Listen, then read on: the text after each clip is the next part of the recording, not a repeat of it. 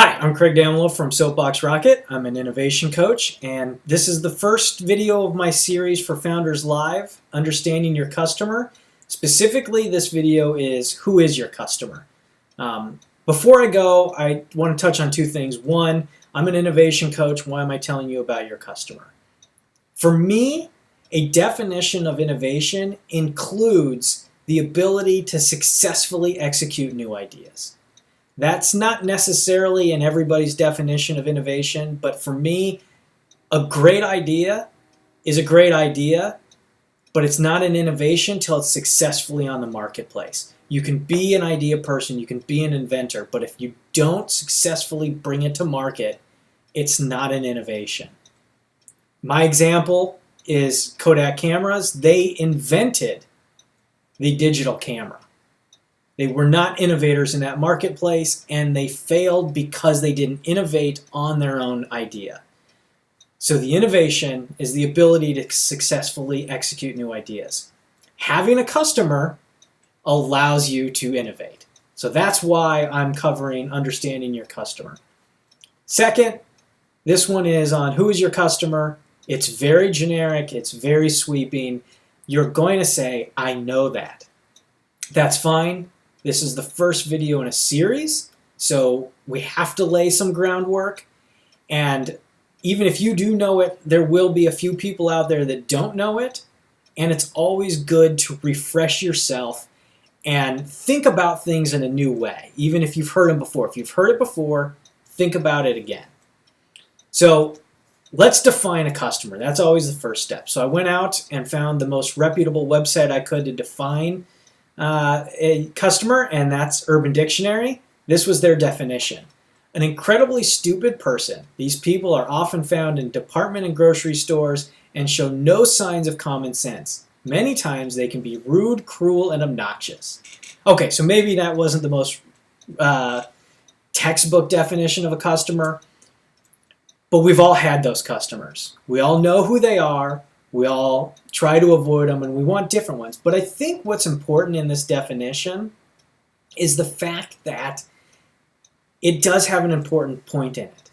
And what it is here, it never says that a customer is somebody that gives you money. And that's where we get confused a lot, or we get tripped up. A lot of times we think a customer is somebody paying me. That's not always true, and that shouldn't be true when you're trying to find your customer and define your customer. A better way to understand who a customer is to go to a thesaurus, and that's what I did. I've got some words up here that were in the thesaurus under customer, and the ones I like best are client, user, and buyer. You have a client kind of probably encompasses all of those.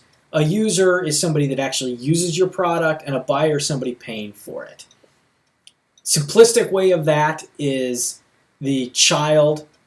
They're not paying you directly for a toy, but they are your user. The buyer is the parent. Now, the other term I have on here that I really like and I think is an important one is an enjoyer. In this example, my example of a child with a toy, a parent buying a child a toy, they're both enjoyers. And they're both people you need to keep in your mind as your customer. And so for me, when you're going out and you're defining your customer, it's this. Who do you have to keep happy? Whoever you have to keep happy, that's your customer. Now, if you're running a product, if your product's a SaaS product, software as a service, if that's your customer, then your customer is everybody in that chain. And go through the chain, and it's your user, your buyer, your decision maker, your influence. You have to keep all of them happy. Another more concrete example we probably have, you probably can understand or have experience with, is somebody shopping for clothes with their wife. If you've ever been to Nordstrom's or JCPenney or any of them really, you'll notice in the dressing room there's always a comfy chair and there's always a TV. Or there used to be a TV, now they offer Wi-Fi so we can play on our phones and we don't have to worry about a TV. But why is there a comfy chair? The person buying the clothing is in the dressing room trying it on. Well, the comfy chair is there for me, or you, or your partner, whoever you're looking at. They're an influencer, and they're a very important influencer, and you need to keep them in their spot. I have a problem. I'm a wanderer. If I get bored, especially if I'm out clothing shopping with my wife, I just wander off. And as if she's your buyer and your user and your customer, but you have to think of me as your customer as well, because she needs, or at least wants, my input on the clothing. I'm not sure why. I know nothing about women's fashion. I don't know anything about fashion even for myself. So I don't know why I have to sit there, but for some reason I do. And if I get bored and there's no comfortable spot for me to sit down, I wander off. My wife comes out.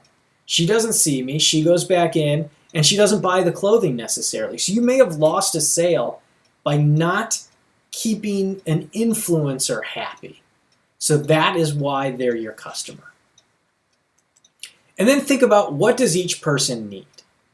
You know, in that example, I need somewhere comfortable to sit, and I also need something to keep me entertained. My wife needs my feedback, or your spouse needs your feedback, or anybody's partner. They want that feedback. They want that influence on what they buy. If we go back to the SaaS example, what does each person need? Go through the list. The user, they need software done. They need software to get their job done. That's your job, is to give them that.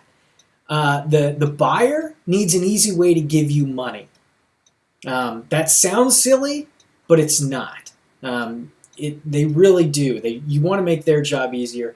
The decision maker, they need some way to show that your product is going to save them money, odds are, or at least help them get their job, or their people get their job done. And then you might have some other people in there, like IT person.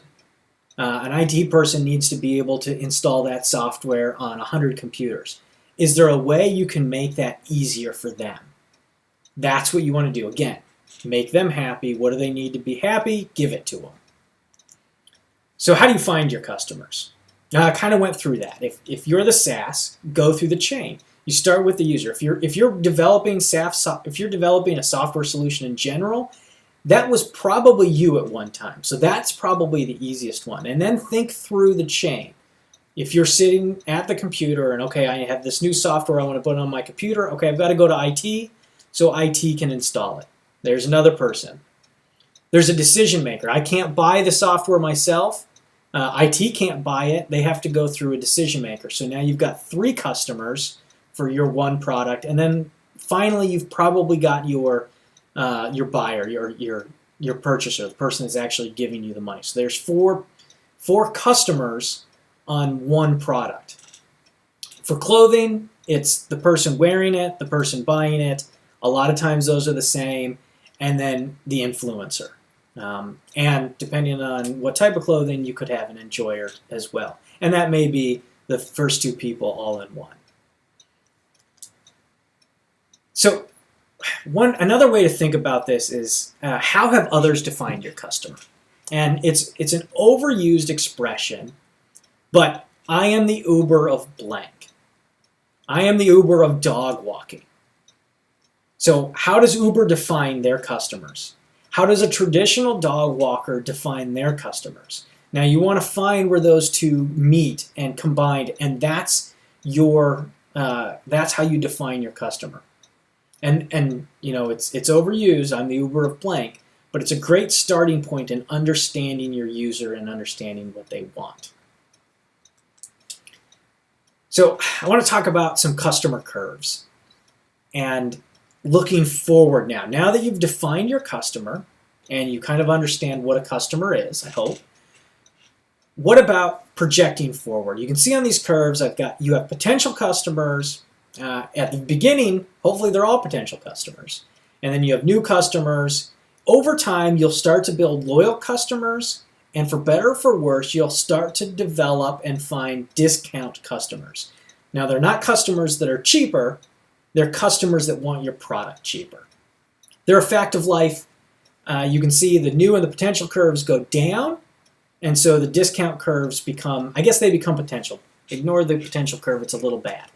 But the idea is, here is look forward, project forward. You have new customers and potential customers today. In 5 years, what do you have? In 10 years, what do you have? That's important because you want to be able to define your product roadmap, your features that you're going to add, and what the long-term viability of your product is. Are you going to hit a peak, or are you going to go exponential? Are you going to be a unicorn? And you want to be able to show that and understand that as you're developing, so you know what you're developing for. If your potential market is capped at 10,000, that doesn't mean your idea is a bad idea. It just means you have to plan for having a cap of 10,000 users. Another important thing to think about and look at is something called the Kano model. What the Kano model says is that every user has a set of basic needs and a set of delighters. Your product needs to perform in the middle. And you can go into the delighters stage, and that's good. You want to have delighters. The reality is you're not going to be able to meet all the delighters. Now, if you go back to me sitting in the dressing room, outside the dressing room, a delighter for me today is probably free Wi-Fi. 20 years ago, it was a TV. 20 years before that, it was probably a comfy chair. But there's an important lesson here. Delighters over time become basic needs. So if I walk in and I don't have a comfy chair, I'm gone. I'm wandering off, and I'm going to get in trouble later. But that's fine. That's fine. I can get yelled at. You lost a sale potentially. So you want to be careful of that. So you have to watch out any delighter you have. Another way to think about those is think about cars. In the 1980s, automatic windows or electric windows were a huge feature. They were an expensive option. They were an option. It was a delighter. Wow, that's awesome. You've got electric windows. You don't have to hand crank. Today, I don't think you can buy a car with a hand crank because electric windows are a basic need today. The delighter today is possibly the automatic one. I hit the button once and the window continues. I don't have to hold the button. So over time, delighters become basic needs. So real quick, 3 tools you can use: empathy maps, empathy profiles, and customer journeys. And I'm going to talk about these in future videos. So don't worry if you don't catch it all today, and I'm not going to go into great detail. But an empathy map is on an individual. What do they think? What do they see? What do they do? What are their pains and what are their gains? If you understand their pains and gains, you can find delighters for them. An empathy profile is a combination of a bunch of empathy maps. So you're going to create your representative customer with an empathy profile built from your empathy maps. And then a customer journey is I'm going to take that customer through all the steps and see, am I making them happy? Am I giving them what they need completely through their journey? An example again, if we go back to the SaaS, if I want your product, if I'm a user, I'm your end user, what's my journey? I've got to go to IT and ask them to install it. If it's difficult to install, it's difficult for me to ask. And then getting it purchased and getting it approved. One thing, one warning I want to talk about is the dangers of a customer with money. That sounds really stupid, right? Isn't that what we're all looking for, is a customer with money? The danger is a customer with too much money.